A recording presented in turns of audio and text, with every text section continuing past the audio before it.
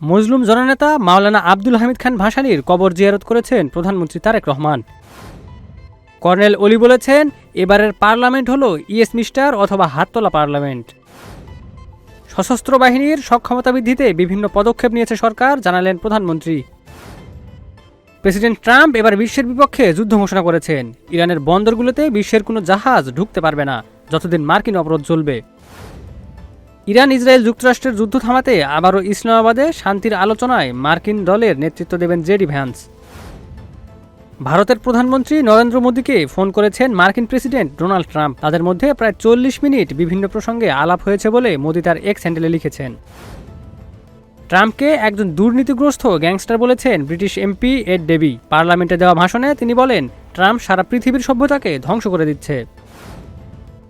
অস্ট্রেলিয়াগামী বিমানে এক নারীকে ধর্ষণের অভিযোগে এক ভারতীয় নাগরিক গ্রেফতার। ট্রাম্পকে ব্যঙ্গ করায় ইরানপন্থী ইউটিউব চ্যানেল বন্ধ করল ইউটিউব কর্তৃপক্ষ। মস্কো চলচ্চিত্রে চিত্র উৎসবে যাচ্ছে আসিফ ইসলামের king in the land of the princess. দ্বিতীয় লেগে অ্যাটলেটিকো মাদ্রিদে ঘরের মাঠে 2-1 গোলে জয় পেয়েও চ্যাম্পিয়ন্স লিগ থেকে বাদ পড়ল বার্সেলোনা। প্রথম লেগে অ্যাটলেটিকো মাদ্রিদ 2-0 গোলে এগিয়ে ছিল।